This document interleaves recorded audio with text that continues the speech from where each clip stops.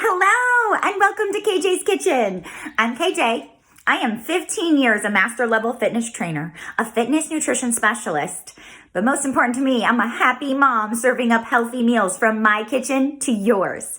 Now, today I am going to be bringing you a facelift to Tater Tots. I'm not calling them Tots because I think they're more like pops. You can pop them in your mouth. They're great for snacking. And for any of you being mindful, this comfort food facelift is so much lower in carbs than you would be getting out of a white potato tater tot.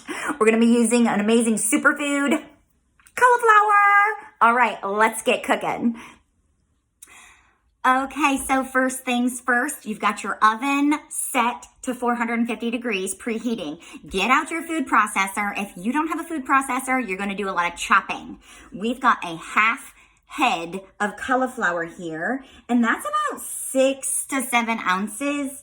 And I would say save these goofy little center pieces. They still are delicious. They work just the same. They're not as pretty as the florets, but because we're putting them in the food processor, it's all good. Load it up, get her going. I like to break them up. You know, you could use a knife, but your hands work just as easy with cauliflower. So nice little pieces, make it a little easier in there. Break her up. There we go. Get a little messy. All right, so when you get the food processor going, we do not want to just hit go. We don't want to turn this into puree. So lock her on. Got her locked on. I'm going to pulse. Depending on your food processor, it might take 5 times or so. 1 pulse, 2 pulse, 3, 4, 5. It might take a few more. 6, 7. Do I have a few more pieces? 8. I see a couple florets. 9 and 10. It might take a couple pulses. Okay. Now the big chunky pieces I pick out, and it's all good for snacking. You'll see a couple chunky pieces. We just don't want to get it too small in there. But this is smaller than cauliflower rice. You might take a couple pieces out. That's no big deal. What you're looking for is this awesome, see that? It is smaller than rice, but not quite puree. A lot of these cauliflower, these aren't quite tater tots. I'm calling them pops for a reason. Some of these, you cook the cauliflower first. All right, I just kind of blaze around. Don't cut your finger off on the blade. Everything's nice and loose there. Sometimes people are cooking their cauliflower first for 3 to 5 minutes. I find if you make it small enough, you can skip that step altogether and they still turn out amazing. Get that into a bowl. There we go. And if you don't have a kitchen scale like this one, whoops, pardon. If you don't have a kitchen scale like this one, you can just measure out 2 cups of finely riced cauliflower. Bring your fingers through it, find out a couple chunks. All those seem chunky-less, beautiful. Anything left over, you can just nibble on. Cauliflower is a superfood, so get it rocking. All right, easy peasy steps. First, I'm gonna start with the seasoning. I've got 2 tablespoons of minced dried onion. I do dried onion, you could do fresh, because I have children who see things. They see chops of onion. So this is masked completely, brings out the flavor. It's delicious. If you're using fresh, you really want to mince it nice and small, and you might go as far as a 1/4 cup of fresh. Okay, now we're going to add in a 1/2 teaspoon of garlic powder. I like to rock the organic garlic powder, 1/2 teaspoon, and 1/2 teaspoon of pink Himalayan sea salt. I like to use the pink. It has extra minerals. Last but not least, 1 teaspoon of dried parsley flakes. 1 teaspoon there. Okay, we're going to get a little stir on because we're going to want to scrape all this goodness when we get it going. Now we're going to add some cheese. Now I love Parmesan, and make sure that you are actually grating it yourself. We're gonna go here. I fully grated this. You got 1/2 cup of grated Parmesan, self-grated. You're gonna avoid the modified food starches with that, the anti-caking agents. And so you're gonna just get cheese. We like to talk about whole foods here in KJ's Kitchen. We're up leveling our health by eating real food. Okay, we're going to now, more binding, that cheese is gonna melt and help bind this together, is 2 beaten eggs. All right, so here we go. I beat the eggs first so you don't have to beat them up when you're in there. I have my spatula to just clear out the sides. No loosey egg left behind. Get all the goodness in there. Okay, now this is gonna wet it. An egg along with that cheese is gonna help bind it. And if you see the occasional chunka hunka, you're just gonna toss her to the side. Yeah, sometimes when you're stirring, you'll find some that your fingers didn't find when you sorted through this. Beautiful, couple little pieces. I mean, these tiny things aren't gonna be a problem. They're still gonna cook down. They're still gonna taste delicious. Get her stirred in. Awesome, nice and wet, huh? Look at that wetness. Love it.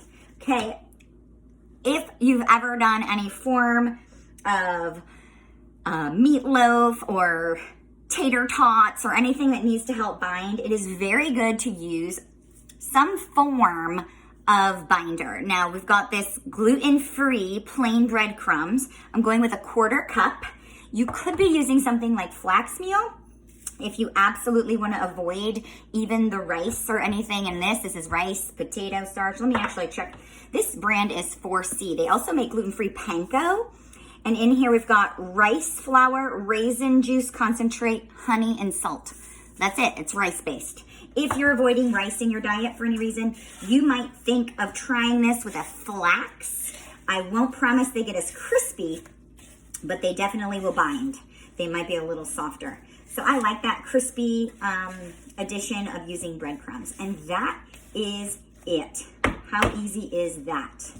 Okay, let's get to the next step. Make sure you have a tablespoon measurement. Now you're gonna get yourself a lined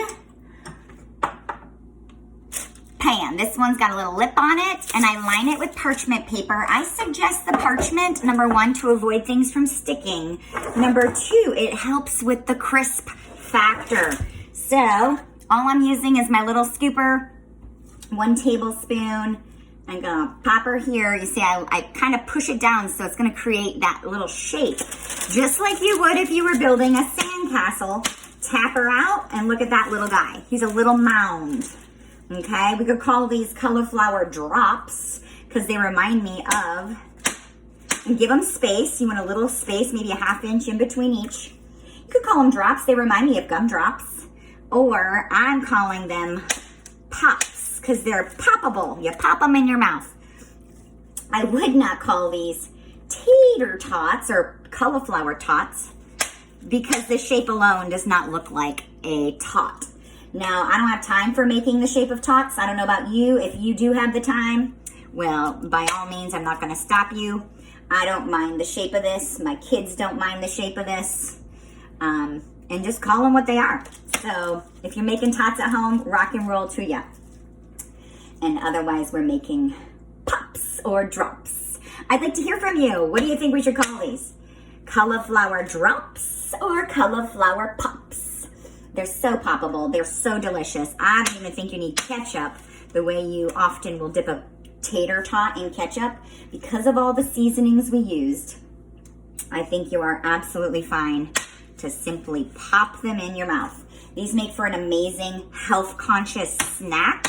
When you're in the mood for potato chips, get going on these little cauliflower pops because you're gonna get that savory, salty fix. If you don't tell your brain that you're eating cauliflower, it might think you're eating potato anyway. They're so good. Get them on there. You might use a bigger pan. To be honest, my other pan is what I've used, but it's dirty. Didn't take the time to clean it, so I might have to go in for a second batch on this. But if you use a larger pan, you'll be able to fit this entire batch on one pan. Here we go, here we go. You can tell, like, it's up to you on how precise you are with these little beautiful mounds. But you can tell if you tap it, it pretty much stays in shape, which is so cool. If you don't have this type of spoon, yours might be shaped a little different. Hence why maybe the name should not be cauliflower drops, because these look like gumdrops because of the shape. If you have a different shaped spoon, you might be calling them pops. Poppables. Cauliflower poppables. I don't know. My daughter, she watches Trolls. There's a little princess on there called Poppy, Princess Poppy. I say that. As I say that, you know, I'm a what do you say, Wizard of Oz fan. I hear Poppy and I'm like, Poppies. Poppies will put them to sleep. Sleep. There we go. We're gonna pop these in the oven.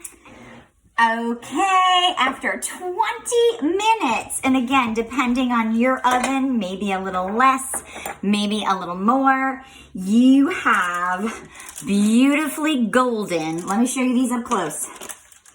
What do we call these? Cauliflower pops. Ooh, so delicious. You do want them to cool. Look at, they're nice and crispy on the bottom. Very nicely done. You did not have to pre-cook that cauliflower. Rock and roll, and they are divine. Was that easy or what?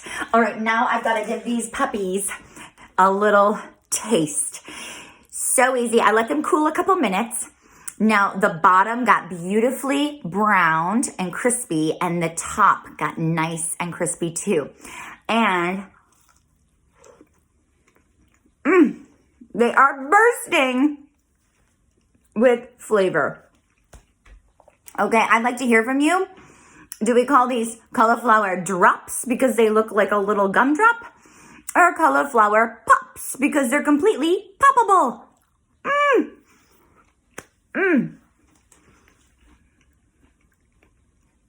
If you are not on my mailing list and you want to get all of my mindful, I call them tweaked with a KJ Fit twist, recipes into your inbox once a week, you're going to use the link below and get on that email list.